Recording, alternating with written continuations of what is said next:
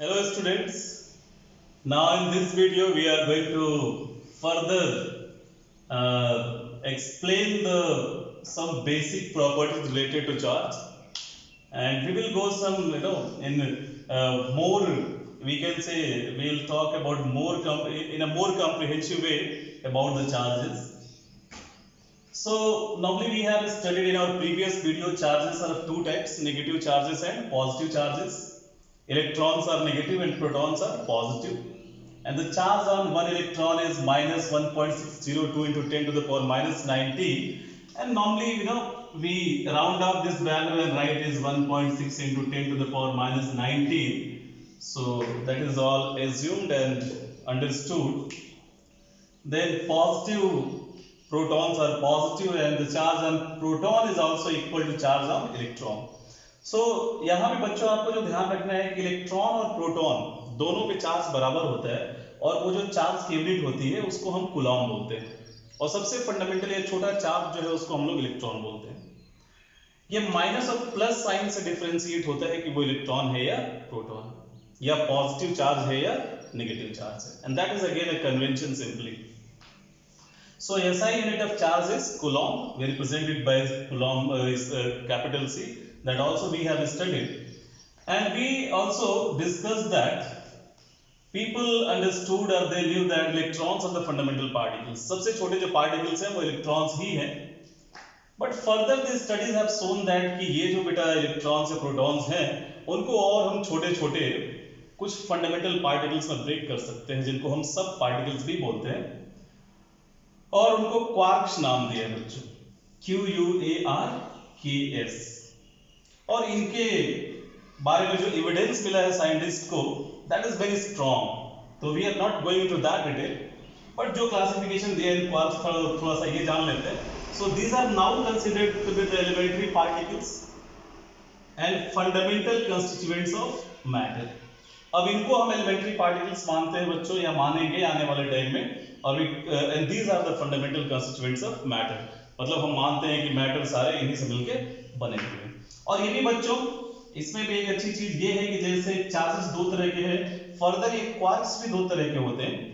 एक को बोलते हैं बच्चों अप टाइप क्वार्क्स और दूसरे को बोलते हैं down type quarks. Up type quarks को हम लोग यू से रिप्रेजेंट करते हैं बेटा, ये सिंबल होता है हमारा, और डाउन टाइप को डी से हम लोग रिप्रेजेंट करते हैं, सर्किल में ये है. तो दिस इज द सिंबल. और फर्दर चार्ज की यदि बात, ये भी जो अप टाइप क्वार्क्स मतलब तीन टाइप के होते हैं, इनको अप, चार्म और top. And this down type quarks are down, strings and bottom.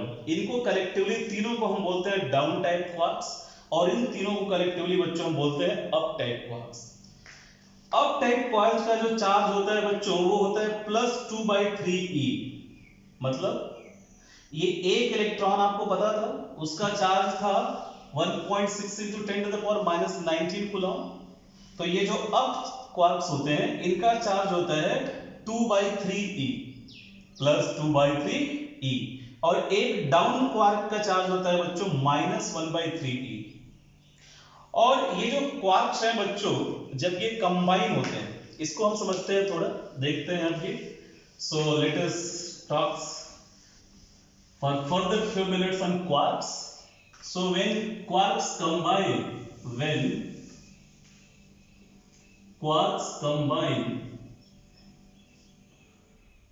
they form composite particles called hadrons.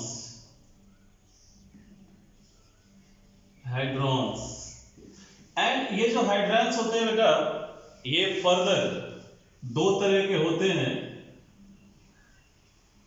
बैरॉन्स and मेसॉन्स. हम लोग वहां की बात नहीं करनी है. और इन हाइड्रॉन्स में भी जो सबसे स्टेबल होता है बेटा, द मोस्ट स्टेबल, ये सारे स्टेबल नहीं होते, इनकी लाइफ बहुत शॉर्ट होती है. इन सबको हमने लैब में क्रिएट किया है तो इनकी लाइफ बहुत शॉर्ट होती है. मोस्ट स्टेबल जो होता है बच्चों वो होता है हमारे लिए प्रोटॉन. तो सबसे स्टेबल जो है इसमें से हमारे लिए हाइड्रॉन वो प्रोटॉन है. और यदि प्रोटॉन की बात करें बच्चों तो ये कैसे इसका कंपोजिशन होता है, तो ये दो अप क्वार्क्स और एक डाउन क्वार्क से मिलकर बनता है। और ये जो क्वार्क्स होते हैं बच्चों, इनको जोड़ने वाली कड़ी जो है, यानी ये प्रोटॉन यदि इन तीनों से मिलकर बना है तो ये किसी चीज से तो जुड़े होंगे। तो ये क्वार्क्स को जोड़ने वाली जो चीज होती है उनको ग्लूऑन्स बोलते हैं, GLUONS। This gluons they bring this quarks together. इनके बीच में वो एक तरह से आप कह सकते हो जोड़ने की कड़ी, या जैसे आप फेविस्टिक से किसी चीज को जोड़ते हो, ठीक वैसे ये ग्लूऑन्स इन क्वार्क्स के लिए फेविस्टिक का काम करता है और उनको जोड़ के साथ रखता है, और जोड़ के साथ रखने की वजह से इस प्रोटॉन का एग्जिस्टेंस होता है। तो अभी देखा बच्चों ने आपने, अब क्वार्क जो टाइप है उसका चार्ज होता है +2/3e, इसका भी हो जाएगा +2/3e, और इसका हो जाएगा -1/3e। इसका मतलब बच्चों यदि इनको जोड़ दिया जाए तो जरा देखिए, +2/3e +2/3e and -1/3e, 2/3 2/3 4/3 +4/3e -1/3e, numerator equal है, 4 - 1 is 3, 3/3e प्लस का that e, so that gives e। और आपको पता है एक प्रोटॉन पे चार्ज भी कितना होता है, e होता है। इसका मतलब कि ये दो अप क्वार्क्स और ये एक डाउन क्वार्क, ये तीनों मिलके एक इलेक्ट्रॉन एक प्रोटॉन के इक्विवेलेंट है, यानी उनका जो चार्ज है उस प्रोटॉन का एक इलेक्ट्रॉनिक चार्ज के इक्विवेलेंट है। तो ये है बच्चों हमारे थ्योरी, थोड़ा सा क्वार्क्स के बारे में जो आपको मुझे समझाना था। बाकी इसके बाद आपको नोट करना है तो नोट कर लीजिए फटाफट। Now we are going to study about the properties of charges. 3 properties छोटी छोटी फटाफट देखते हैं, और उसके बाद बच्चों हम आएंगे करंट पे, electric current, electric circuits, which is the part of your syllabus. So we will now see the properties of charge. तो प्रॉपर्टीज में सबसे पहली जो प्रॉपर्टी है बेटा, that is called quantization of charge. ये क्वांटाइजेशन का मतलब क्या है, तो ये क्वांटाइजेशन एक वर्ड है बेटा, क्वांटा से मिलकर बना है। क्वांटा, क्वांटा कुछ इस तरह से समझ सकते हो बच्चों, ये एक पैकेट को रिप्रेजेंट करता है, या ये कह सकते हो कुछ छोटे छोटे पार्टिकल्स को रिप्रेजेंट करता है। इनफैक्ट जैसे हमारी लाइट होती है, तो लाइट जो है वो फोटोन से मिलकर बनी हुई है, और वो फोटोन के हर एक पैकेट को क्वांटम बोलते हैं बच्चों, और उनके कई सारे पैकेट्स को हम क्वांटा बोलते हैं। तो ऐसे ही ये जो चार्जेस होते हैं, ये इस कुछ पार्टिकल्स हैं, इनको समझते हैं कैसे क्या होता है। तो लेट अस से ये कोई जनरल हमारे पास सब्सटेंस है बच्चों, तो इसमें बहुत सारे प्रोटॉन्स होंगे, बहुत सारे इलेक्ट्रॉन्स भी होंगे, बहुत सारे न्यूट्रॉन्स भी होंगे, ये सब आपको पता है, तो हम वो सारी बातें नहीं कर रहे हैं। We are only talking about the protons and electrons. तो इस पूरे सब्सटेंस में बच्चों ये जो इलेक्ट्रॉन्स होंगे वो कुछ नंबर्स में होंगे, जैसे यहाँ पे काउंट करो तो 1 2 3 4 5 6 7 8 इलेक्ट्रॉन्स है बच्चों, देयर आर 8 इलेक्ट्रॉन्स। तो मैं टोटल चार्ज की बात करूं तो एक इलेक्ट्रॉन पे चार्ज होता है E, तो 8 इलेक्ट्रॉन्स का चार्ज हो जाएगा बच्चों 8E। ऐसे ही यदि प्रोटॉन्स की बात करूं तो 1 2 3 4 5 6 है, तो 6E। अब इलेक्ट्रॉन पे चार्ज नेगेटिव होते हैं, तो मैं इसको लिखूंगा फॉर इलेक्ट्रॉन्स, ये माइनस यहां रख देता हूं, प्रोटॉन्स के लिए यहां प्लस लिख देता हूं। तो 1.6 माइनस का 8 into 1.6 into 10 to the power -19 coulomb. ऐसे ही यहां इसके लिए लिख सकते हो बेटा 6 into 1.6 into 10 to the power -19 coulomb. तो ये जो बच्चों मैंने चार्ज को रिप्रेजेंट किया है 8E या 6E, ये एक नंबर को रिप्रेजेंट, यानी इलेक्ट्रॉन्स का नंबर है, 1 इलेक्ट्रॉन 2 इलेक्ट्रॉन 3 इलेक्ट्रॉन या 4 इलेक्ट्रॉन। ऐसे ही बच्चों सपोज करो एक कोई दूसरा सब्सटेंस है, इसमें भी इलेक्ट्रॉन्स और प्रोटॉन्स होंगे, और जब भी इस इलेक्ट्रॉन का ट्रांसफर होता है बच्चों, तो हमेशा ट्रांसफर होल नंबर में ही इलेक्ट्रॉन्स का होता है, वो 1 2 3 या 4 5 6, मतलब जब भी इलेक्ट्रॉन्स ट्रांसफर्ड होंगे they will be always transferred in whole numbers, that is they always exist in whole numbers, they do not exist in fraction. तो फ्रैक्शन में नहीं होते हैं बच्चों, ये नहीं हो सकता, फ्रैक्शन नहीं हुआ तो क्या होगा, होल नंबर्स। अब फॉर एग्जांपल सपोज करो यदि 100 इलेक्ट्रॉन्स ट्रांसफर हुए हैं, 100 इलेक्ट्रॉन्स आर लेट अस से ट्रांसफर्ड, तो टोटल चार्ज कितना ट्रांसफर हुआ होगा, ये यदि आपसे बच्चों बोले कोई पूछे कितना होगा, उसको मैं क्यू बोलूं, the total charge transferred from this one body to A to B will be 100 E, and for electrons we know the charge on one electron is minus 1.6 into 10 to the power minus 19 coulomb, that gives me this much into 100। तो ये जो पूरा form है यहाँ भी आप देख सकते हो 100E के फॉर्म में लिखा है, मैंने 2/3E नहीं लिखा, वो क्वार्क्स के लिए था जो कि अभी सेट नहीं है थ्योरी, तो हम लोगों को अभी ये मानकर चलना है बच्चों, इलेक्ट्रॉन वाले ही थ्योरी लेके चलने हैं, क्वार्क्स वाले थ्योरी में नहीं माननी है। और ऐसे केस में किसी भी चार्ज को बच्चों हम लोग लिख सकते हैं Q is equal to N into E। इस Q equal to N into E में E क्या है बच्चों, charge on electron, charge on electron और प्रोटॉन। n क्या है बच्चों, इंटीजर, और ये इंटीजर की वैल्यू क्या हो सकती है, 0 plus minus 1 plus minus 2 plus minus 3 and so on, and q is the total charge, total charge. तो ये फॉर्मूला हमारे लिए बहुत अच्छा इंपॉर्टेंट है बच्चों, Q is equal to N into E। किसी भी बॉडी पे जो चार्जेस होंगे इसी फॉर्म में होंगे, जब भी वो एक बॉडी से दूसरे बॉडी में ट्रांसफर होंगे तो ये इसी फॉर्म में होंगे। अब जैसे आपके लिए मैं एक बहुत छोटा सा एग्जांपल यहाँ पे देता हूँ और आप सब कर भी सकते हो, तो उसके लिए मैं थोड़ी सी स्पेस यहाँ ऊपर बना रहा हूँ, यदि आपको नोट करना है तो नोट कर लीजिए, बाकी मैं यहाँ पे ये चीज पे ज्यादा थोड़ा सा इंपॉर्टेंस आपको देता हूँ कि electron charge on one electron is 1.6 into 10 to the power minus 19 coulomb, ठीक है। And you have to find number of electrons in 1 coulomb। तो बच्चों यहां पे आप लोगों को ये पता है कि एक इलेक्ट्रॉन पे charge 1.6 into 10 to the power minus 19 coulomb होता है, and now you have to find the number of electrons in 1 coulomb। तो करिए फटाफट और जल्दी जल्दी आंसर बताइए, आप ग्रुप पे कर सकते हैं। So now let us find कि बच्चों एक कूलॉम में कितने इलेक्ट्रॉन्स होते हैं। तो आपको पता है ये हमें चार्ज दिया हुआ है Q equal to 1 coulomb, so let us write it here.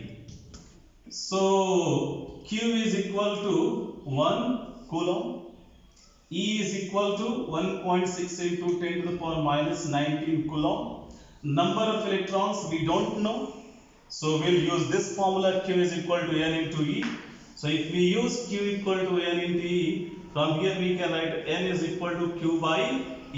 Q is equal to 1 coulomb upon E is 1.6 into 10 to the power minus 19 coulomb। Coulomb cancels coulomb, and then this will give you 1 upon 1.6 into 10 to the power 19। and if you solve this, तो solve करने के बाद बच्चों आपकी जो value आएगी वो calculate करना पड़ेगा, मैं कैलकुलेटर से कैलकुलेट करके आपको बताता हूँ फटाफट।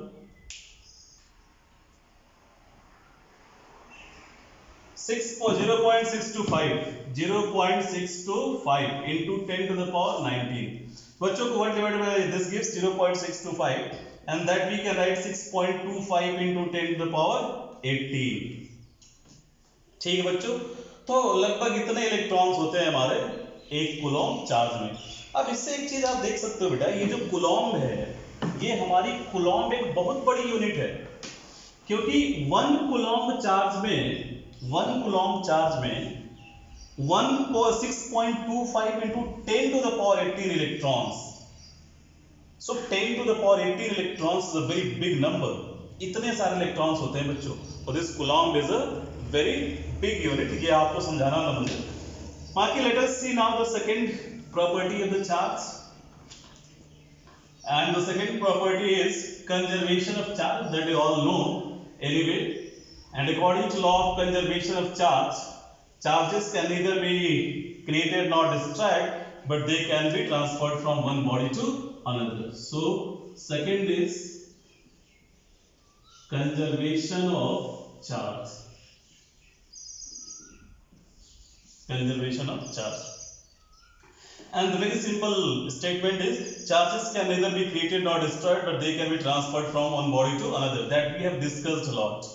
कि बॉडी चार्जेस को एक बॉडी से दूसरे बॉडी में हम ट्रांसफर कर सकते हैं, और जब भी ट्रांसफर होता है चार्जेस का तो इलेक्ट्रॉन्स का ट्रांसफर होता है, प्रोटॉन्स के भी ट्रांसफर नहीं होते हैं. और इलेक्ट्रॉन पे चार्ज कितना होता है ये भी आपको पता है, वो हमेशा होल नंबर्स में होते हैं. And in fact quantization of charge is a consequence of this conservation of charge. Now third point is बच्चों additivity of charge. Additivity of charge ये कोई प्रॉपर्टी नहीं है, सिंपल रूल है चार्जेस को ऐड करने का.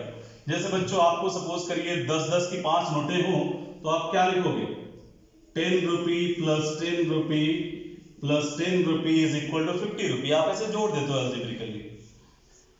ठीक ऐसे आपके पास चार्जेस है, चार्जेस को भी अलजेब्रिकली ऐड कर सकते हैं, बट चार्जेस का हमको पता है निगेटिव भी होते हैं और पॉजिटिव भी होते हैं, तो उनको साइन के साथ ऐड करना है. फॉर एग्जाम्पल लेट अस से Q1 एक चार्ज है कोई, वो प्लस 100 E है. दूसरा चार्ज है Q2, वो माइनस प्लस 300 E है बच्चों. अब ये दोनों इसी एक बॉडी पे, इनफैक्ट है क्या, ये इलेक्ट्रॉन्स है सारे. आई मीन इस बॉडी में 100 इलेक्ट्रॉन्स है, तो मैंने लिख दिया 100 इलेक्ट्रॉन्स, तो उन पे चार्ज हो जाएगा माइनस 100 E. और इसमें 300 प्रोटॉन्स है. तो आपसे कोई पूछे what will be the total charge on this body, इस बॉडी में टोटल चार्ज कितने हैं, तो आप बोलोगे भाई 100 इलेक्ट्रॉन्स है तो Q1 equal to minus 100 E, और इस पे 100 प्रोटॉन्स है तो plus 100 E. So total charge Q total must be Q1 plus Q2. दोनों चार्जेस को सिंपली बच्चों ऐड कर देंगे, और ऐड करते समय इन दोनों के साइन के साथ ऐड करेंगे. So minus 100 E plus 300 E and this will give you 200 E. मतलब क्या हुआ बच्चों, इस पे 200 प्रोटॉन्स ज्यादा है, और 200 प्रोटॉन्स ज्यादा होने की वजह से ये कैसा होगा, पॉजिटिव चार्ज. और ये पॉजिटिव चार्ज होगा कितना ये भी निकालना है, तो 200 इंटू एक प्रोटॉन पे चार्ज कितना होता है बताओ, A1.6 into 10 to the power minus 19 coulomb. इसको आप मल्टीप्लाई कर लीजिए, ये आपको पता चल जाएगा. So this is what we have discussed about the properties of charge. First property is quantization of charge, according to which charges always exist in whole numbers and they can be represented by the formula Q is equal to N into E. This is very important. I have already discussed about Q and E. So you remember it. This is the very first formula of your 10th standard, and this is important, believe me. So you have to remember it. Then second is conservation of charge. It states that charges can neither be created nor destroyed, but can be transferred from one body to another. And whenever they are transferred, they always do so in the whole numbers. Also, electrons never exist in fractions, and that particular property is a consequence of conservation of charge. Then next comes the additivity of charge. According to additivity of charge, the total charge on any body is equal to the algebraic sum of all the charges. If you add all the charges in algebraic way means negative charges with negative sign and positive charges with positive sign, then you will get the total charge on that body. For example, here if we add these two charges, we get plus this much of charge, and this is a positive charge. So this is all about the charges. Till now we have discussed about the charges, the properties, the types, like, repel, unlike, attract, that we have framed a basis. We also talked about the historical background of how the electricity has evolved over the years. And finally we talked about the quarks, the two types of quarks, the up quark and down type quarks. Up quarks are also, they are a composite of three up, charm and top, and down type quarks. They constitute the down is strange and bottom quarks. The quarks, they always exist in the combination in a composite form as hadrons, and these hadrons, they are of two types, barons and mesons. And further, the most stable hadron is a proton, and the proton that you represent by two up quarks and one down quark, which is equal to 1 e. So this is all we have discussed. Now in next class we will discuss about the electric current and electric circuits, and that is going to be the formally very first topic of your syllabus.